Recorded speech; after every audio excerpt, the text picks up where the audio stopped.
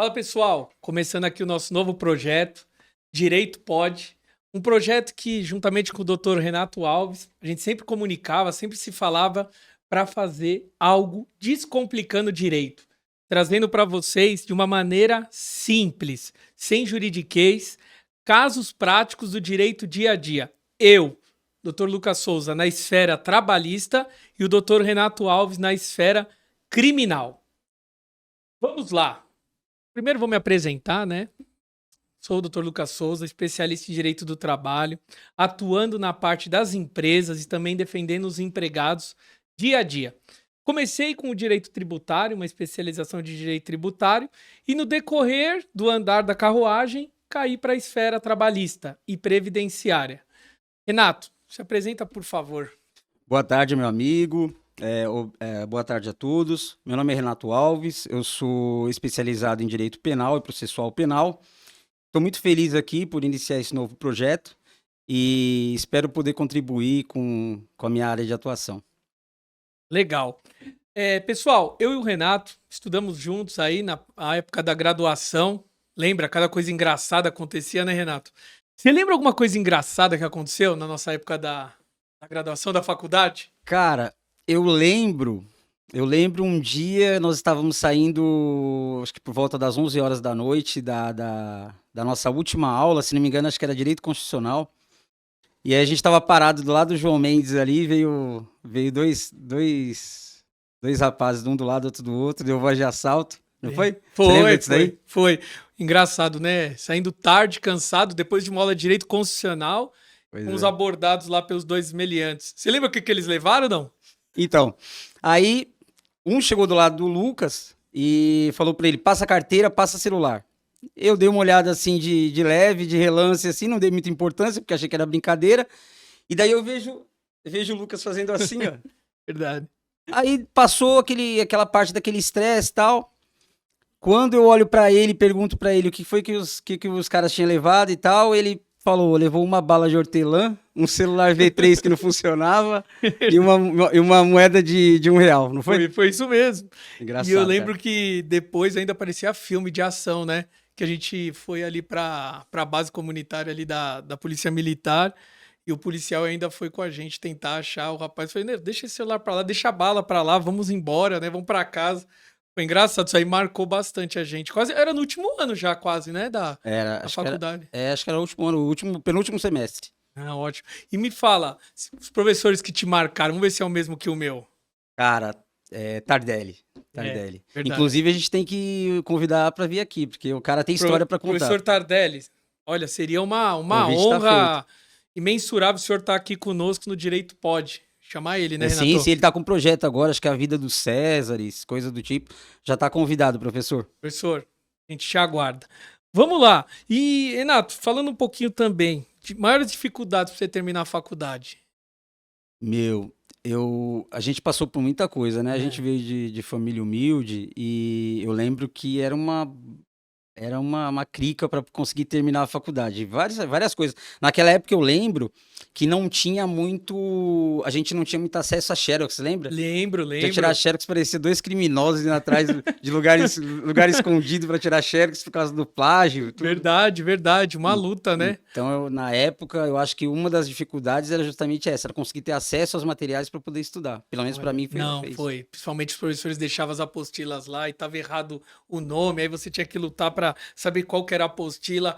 Foi uma dificuldade tremenda. Para mim também é questão da administração da faculdade. Todo final de semestre você tinha que levar os documentos, fazer a rematrícula, e aí na loucura, né, daquela coisa que ou paga a faculdade, ou paga alimentação, ou livro, deixava a faculdade atrasar para no outro semestre você pagar.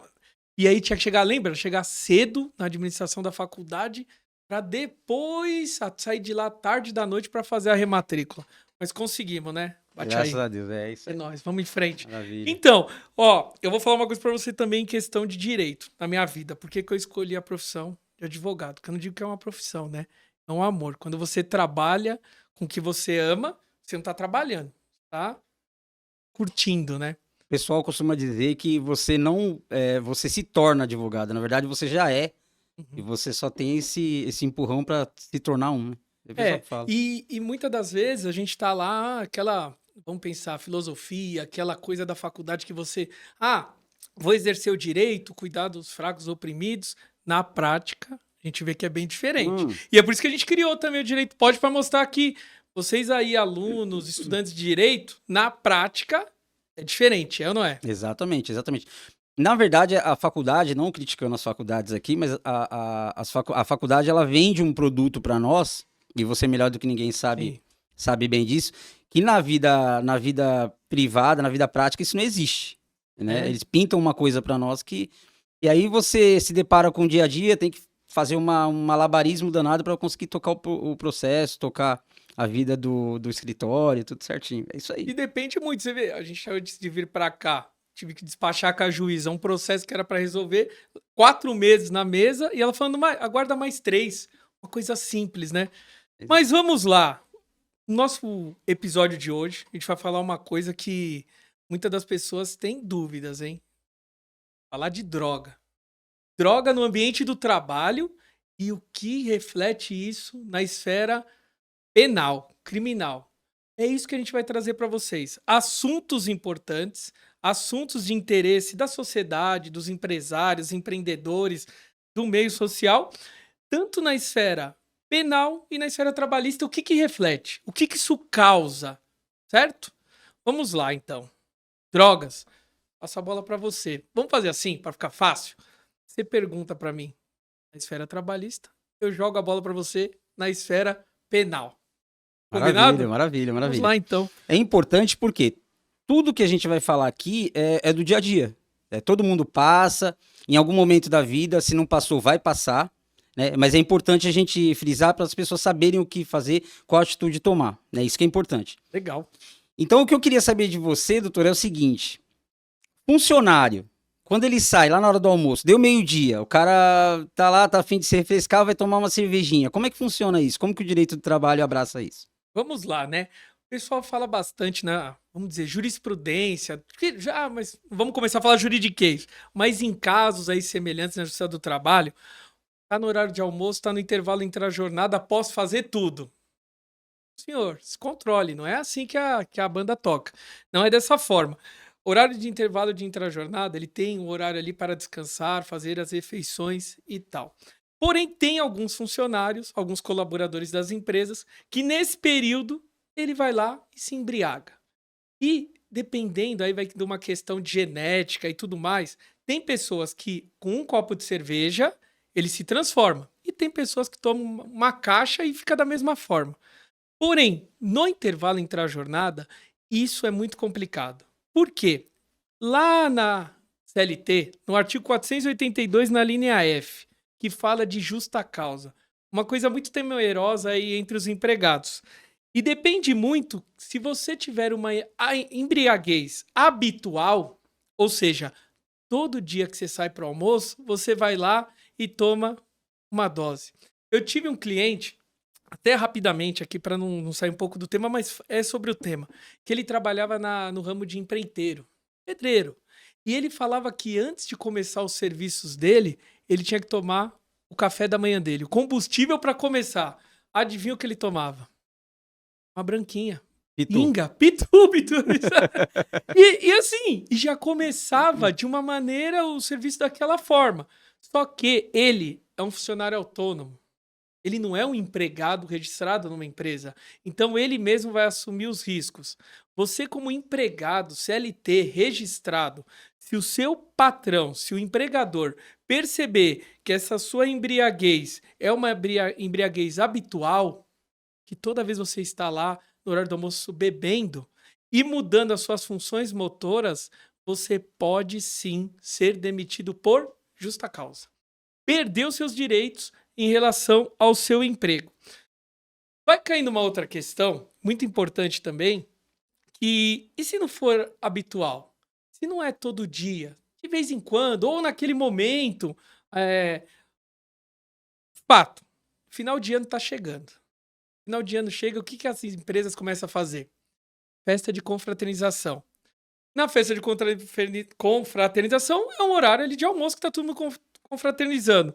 E o que que acontece? Aquela pessoa sempre sai do seu limite e começa a beber de uma maneira, né, que não é habitual, mas é naquele exato momento. Pode tomar justa causa? Pode. Então não aconselho. É sim uma questão importante e ele pode sim ser mandado embora por justa causa. Essa famosa cervejinha do horário de almoço, tá? Mas daí se por exemplo, porque a justa causa é uma coisa mais grave, né? Sim. Acredito eu na justiça do trabalho e tudo. Mas vamos supor que o funcionário ele não queira aplicar a justa causa direta. Ele tem alguma medida que ele possa tomar? Não, eh, sim, de sim. repente ele gosta muito do funcionário, Sim, quer manter sim. o funcionário. Eu vou abrir um leque e vou explicar da seguinte forma, veja. Se for uma coisa que é um funcionário que saiu ali do habitual, sem querer, foi na emoção, fez isso. Ele pode sim aplicar a famosa advertência. O que é advertência? Lembra quando você era menino lá que você fazia as coisas erradas, sua mãe puxava a orelha e te dava uma bronca? É uma bronca. Advertência é uma bronca. Lembrando que advertência por escrito. Você chegar lá e falar: olha, Renato, você bebeu, você está sendo advertido e você vai responder se outra vez você beber com suspensão e justa causa, tá? Nesse caso, a maioria dos funcionários às vezes não quer nem assinar. Você vai pegar uma outra testemunha e essa advertência vai ficar onde? No seu prontuário da empresa. E se acontecer de novo, o seu chefe ele não vai falar: olha, você vai tomar outra advertência. Não, suspensão. E se acontecer de novo, a justa causa. E dificilmente esse funcionário, mesmo que ele entre na Justiça do Trabalho, coloque na mão do juiz esse processo, ele vai olhar e vai falar: o seu João, o senhor tomou advertência, o senhor tomou suspensão e depois o senhor continuou, justa causa. Não tem como voltar atrás. Muito difícil. Entendi. Mas aí, se a gente for pensar num pessoal, tem aquele pessoal, eu mesmo já presenciei, até parentes de amigos e tal, que é aquele cara que não consegue, que é doente, né? Ah, Como que se procede isso?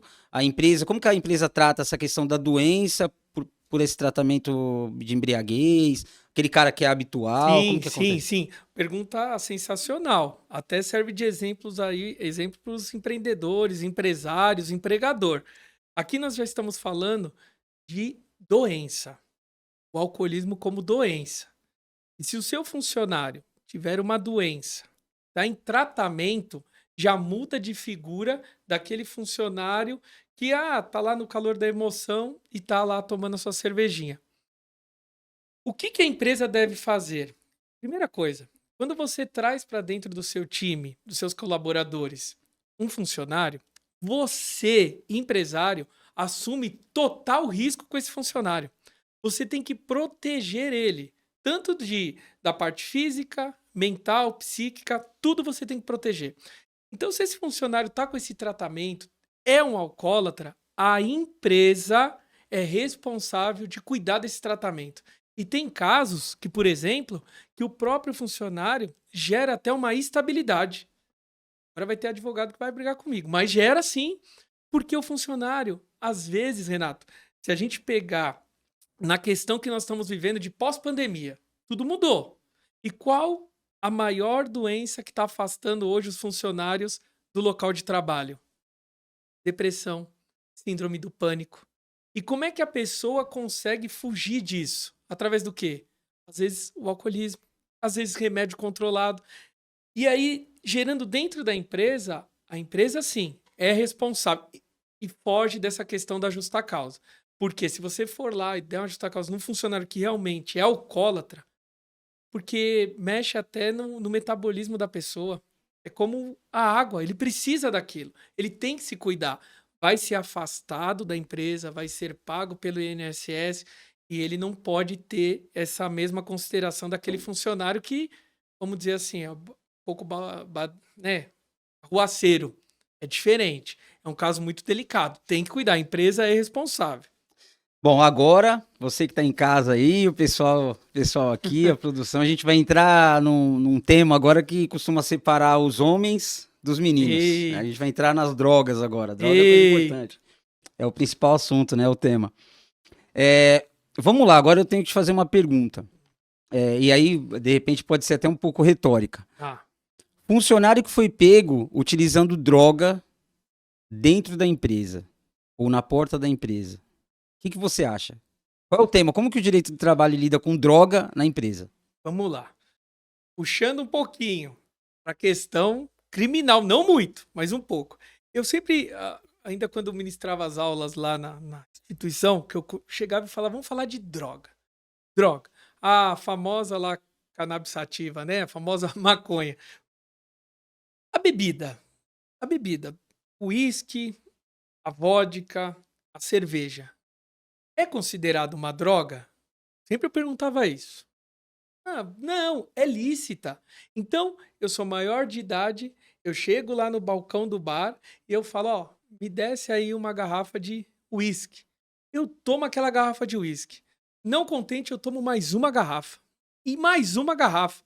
Eu tô praticando algum ato ilícito, não vou dirigir, hein? Pra não abrir precedente, não vou dirigir, tô de Uber. Tô praticando algum ato ilícito? Não. Eu tô ali me embriagando, mas eu tô praticando algum ato imoral perante a sociedade? Muitas das pessoas vai falar assim, isso é imoral. Isso aí não está sendo protegido pelas leis do direito, mas pela moralidade. Porque vai cair. Eu não sou Passar vergonha. acostumado, eu sempre tomo água, né? Não gosto de tomar essas coisas. Mas assim, fica numa situação complicada. Diferente daquilo que é ilícito. Daqui a pouco o senhor vai falar bastante em relação do que é lícito, que é ilícito. Porque me parece que existe uma lei que lá vai determinar o que é droga e o que não é. Mas eu não sei, o senhor daqui a pouco vai falar. Mas, se ele foi pego, né, ali com um cigarrinho de maconha, é justa causa. É ilícita. Aquilo que ele está consumindo é ilícito. Foge do direito. E não pelo direito do trabalho, mas pelo direito criminal, que aquilo é uma conduta criminosa, fato antijurídico, ilícito, ele vai ser mandado embora por justa causa. Abrindo um pouquinho também para deixar bem, né, declarado. Presta atenção. Não adianta, aí vai ter uma outra questão de provar. A prova. Porque se o dono da empresa fala, não, ele estava ali na porta da empresa, estava fumando maconha, eu peguei. Tá. Ele vai e fala, não estava não. Não era eu. Como não? Eu vi. O que o juiz vai falar? Quem estava lá? Se não tiver uma testemunha, uma câmera, alguma coisa para conduzir, o ônus da prova parte para a empresa. Aí pela ordem, doutor. É. Aí você tá roubando minha matéria de defesa, Não, mas pô. Não tudo bem, pode. não vou fazer. Mas é assim, eu sempre falo, mas é. Não. E já tive clientes que falam, não, mas é um cigarrinho. Eu tô indo pela lei, né? Tô indo pela lei. Diferente. Pode ser justa causa, sim, sem nenhuma alternativa de fugir disso. Só aproveitando bem rapidamente, existe a justa causa, é sempre bem falado em questão de droga, em questão de bebida, tudo mais.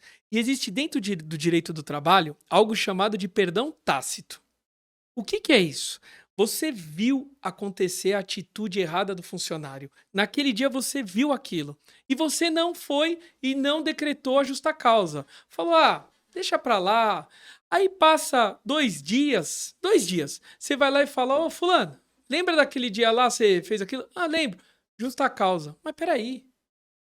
Tem que ser imediato. Você não pode esperar esfriar. Até pra não, de repente, não ficar. De repente o empregador quiser usar de ameaça pra poder conseguir outras coisas, né? Você fez aquilo lá aquele dia.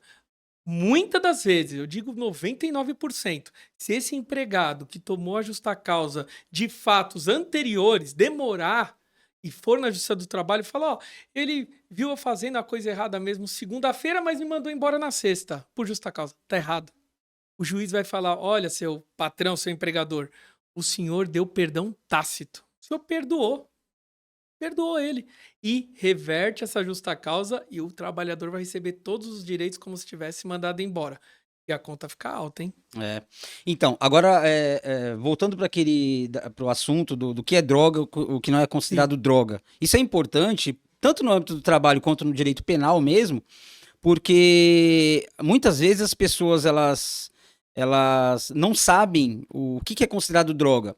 Até teve o meu filho, essa semana ele me fez a seguinte pergunta: pai, drogaria, aqui tá escrito drogaria, mas drogaria, né? O que você tá comprando aqui não é droga?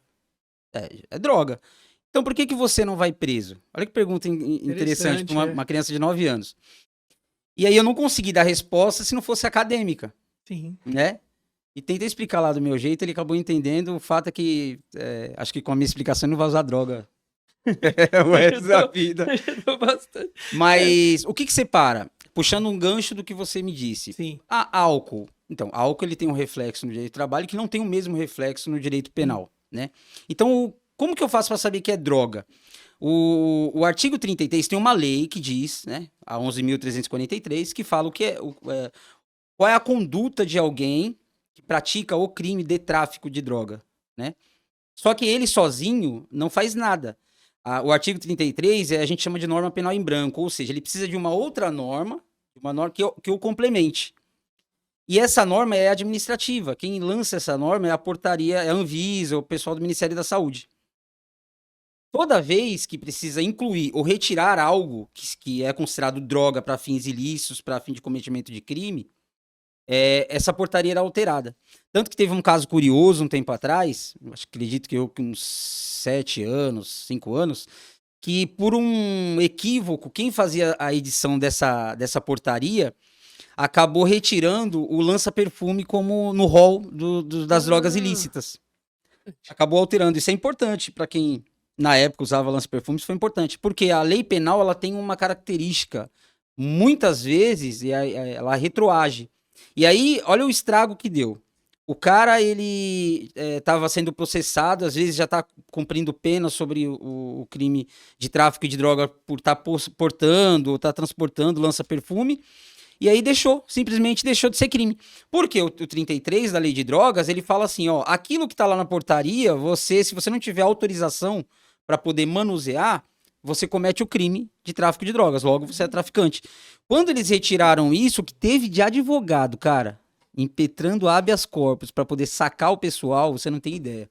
caramba, interessante, Então hein? essa é uma característica, a gente chama de norma penal em branco, ou Uhum. seja, uma norma que precisa de uma outra norma para fazer Pra- sentido, para fazer um sentido. E Legal. aí, aquela pergunta, né? Puxando aquele gancho. Pô, o cara tá com 1 litro de uísque lá. Ele vai ser preso por tráfico de droga? Não, por quê? Ah, porque droga, uísque não é droga. Não, isso só não basta, né?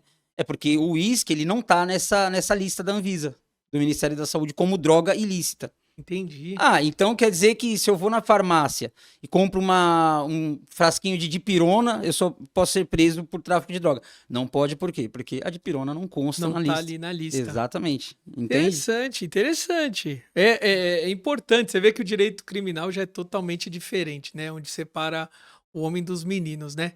Onde o filho chora e a mãe não vê, muitas das pessoas falam. Mas vamos lá, vou fazer um bate-bola com você agora, Renato. Bora. Tá bom? Na parte penal, né? Trabalhista. Como é que se fala lá no direito penal? É a A última. última rácio. É a última É rácio. arrepia esses negócios. Mas vamos lá, ó. Ó, funcionário foi pego pela polícia do lado de fora, usando drogas, seja maconha ou cocaína, sei lá. Ele pode ser levado para averiguação? Pode chamar a polícia? O que, que vai acontecer com esse funcionário? Na parte penal. Penal, vamos lá.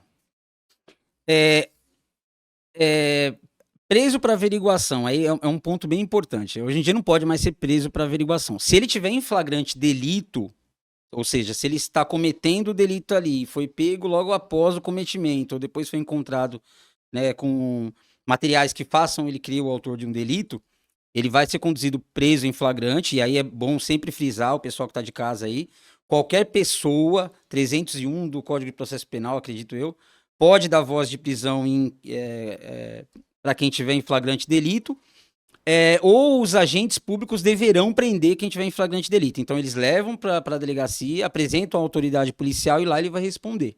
Né? Ele vai Hum, responder pelo delito do artigo 28, que é o uso.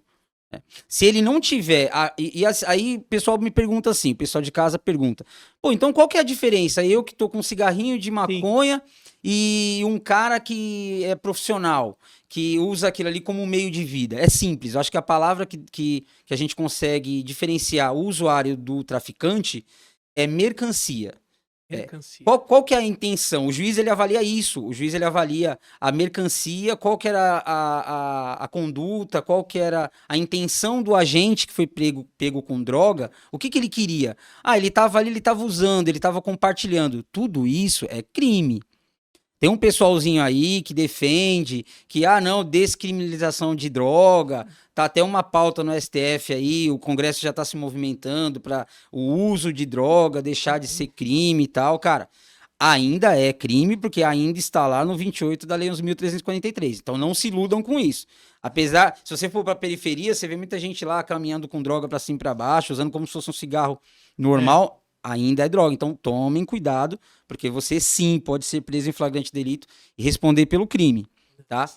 Pegou do lado de fora, então, infelizmente está previsto no artigo 28, é crime sim. Ainda que você esteja lá para consumo próprio, etc e tal. Agora, começou a ter intenção de vender, às vezes até que de forma gratuita, e tá compartilhando ali, tá? Mas com aquela obtenção de lucro, aí você cai no vinagre, vai pro 33, vai pro 33 e responde por tráfico de drogas. Caramba! Uma coisa interessante, aconteceu isso num cliente, eu achei na época até engraçado, e eu pensei, será que isso aí daria alguma coisa no processo penal, na parte do crime? Na hora do almoço, você não vai acreditar. O rapaz roubou a marmita do outro. Ixi. Isso poderia ser considerado crime? Claro. É assim, ó, o crime. O pessoal pergunta, mas o que é crime e tal? Curioso. Cara, o crime, ele é como se fosse um retrato. O que é crime? O direito penal, ele prevê conduta. E, por uma lógica, é uma conduta que a sociedade não aceita, certo? Porque se aceitasse, não seria crime. Né? Então, a sociedade, ela olha e fala assim, olha, determinadas condutas nós não queremos no nosso meio.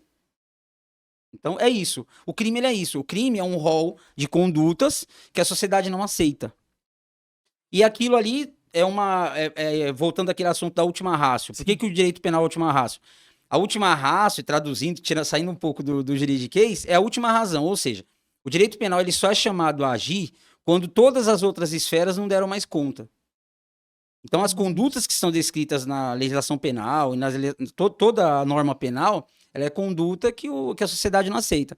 Quando você olha para aquilo você está diante de uma conduta criminosa, o único exercício que você tem que fazer é o cara crachar.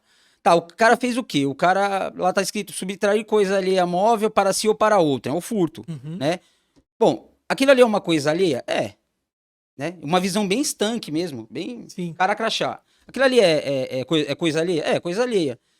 É pra mim? É pra mim. Ou podia ser pra uma outra pessoa, de repente ele poderia estar roubando um bife lá pro colega. Sim. Então, é crime, ponto. Isso não se discute. É a primeira análise, a análise formal que a gente chama. Mas aí a gente entra na questão material. Aquilo lesa mesmo a vítima, aquilo ali lesa mesmo a sociedade. Poxa, aí aquela questão é uma questão mais filosofal, né? Aquilo ali, até que ponto aquilo ali tem que ser protegido? Eu não acabei de dizer que o direito penal ele protege os bens mais caros que nós temos. Liberdade, propriedade, não é isso? Sim. É patrimônio. E aí a gente entra numa questão um pouco mais profunda, que nem adianta a gente ficar tecendo aqui, mas assim, não atinge, apesar de atingir a parte formal do crime, ele não atinge a substância. Tá. E aí a gente entra naquela famosa, quem já ouviu falar do furto de bagatela, furto famélico. Por que isso? Porque ele entra e o direito penal ele pergunta assim, poxa, será que se a gente punir uma pessoa porque roubou um bife, porque roubou a mistura, furtou a mistura, aquilo vai causar lesão de verdade? Né? Aí é uma questão um pouco mais filosofal, mas a prática dos tribunais, dependendo, né, óbvio, caso a caso, é que o juiz ele costuma reconhecer o furto famélico, ou aquele furto que não causa aquela lesão que o direito penal visa proteger. Então, basicamente é isso. Entendi. Interessante, é legal. E uma última pergunta, em relação, você falou de crime, certo? Crime. Você consegue explicar pra gente qual que é a diferença do crime e da contravenção penal? Da contravenção penal. Que pra mim, penal. às vezes, é a mesma coisa. Não, tô falando bobeira. Não, imagina, não é não. A contravenção penal, ela tá prevista em legislação própria, né? Ela tem uma norma própria para ela, enquanto os crimes, eles estão mais voltados para o direito penal, lá no Código Penal. E ele tem a regência dele pelo Código de Processo Penal. A contravenção, ela é um crime um pouco menor. é um crime em que a pena não é tão alta, é um crime punido com detenção, enquanto no crime é reclusão. Ou seja, qual que é a diferença de um para o outro? Sim. Você tem a reclusão punível em regime aberto, semiaberto e fechado, enquanto na detenção você tem o aberto e o semiaberto. E lá dentro tem alguns procedimentos próprios, como reparação de dano, coisas desse tipo. O fato é que o núcleo da diferença entre os dois é que um é um pouco mais grave, um é grave, Tá. e o outro nem tanto assim. Então ele tem um tratamento diferenciado para a gente conseguir separar o joio do trigo lá na hora do criminoso do contraventor. O jogo do bicho é uma contravenção. Uma contravenção penal, não é crime. Possa ser que lá na frente, um dia, o jogo do bicho seja considerado um crime. Hoje não é. Entendi, perfeito. Vamos lá, então, considerações finais desse nosso primeiro episódio. Doutor Renato, consideração final desse projeto que nós estamos iniciando aí, né, em relação ao direito pode. O que pode, o que não pode no direito? Vamos lá. Legal. Bom, o que pode? Tem muita coisa que a gente vê no dia a dia que as pessoas, até eu ouço muito na rua, a pessoa falando, por exemplo, a pessoa fala assim, pô, achado não é roubado. Será que achado não é roubado? O que você acha? Você sempre ouviu isso na sua infância? Achado não é roubado? Né? Tem dono, né? Pois é, cara. Eu tenho uma triste notícia para quem acha que achado não é roubado. Apropriação de coisa achada. O artigo 169 do Código Penal, ele fala que achado não é seu. Ele fala o seguinte, ó, apropriar-se alguém de coisa alheia vinda ao seu poder por erro, caso fortuito ou força da natureza. Acredita? Detenção. De um mês a 1 ano. Pois é achado. É curioso, porque a gente sempre... Eu mesmo, quando era criança, eu cansava de pegar uma bola ali do coleguinha e tal, achado não é roubado e tal. Então, no mundo dos adultos... A vida legal. Achado é roubado, sim. Bacana. Então tá bom. Pessoal, esse é o nosso primeiro episódio. Direito Pode. Falamos sobre drogas. Se você gostou, deixa o seu like, se inscreva no nosso canal. Pode mandar dúvidas relacionadas aos próximos episódios de coisas que estão aí no meio da sociedade que você tem dúvida em relação ao direito. A parte trabalhista comigo, Dr. Lucas Souza. Parte criminal comigo, Renato Alves. E é isso aí, um forte abraço. Até o nosso próximo encontro.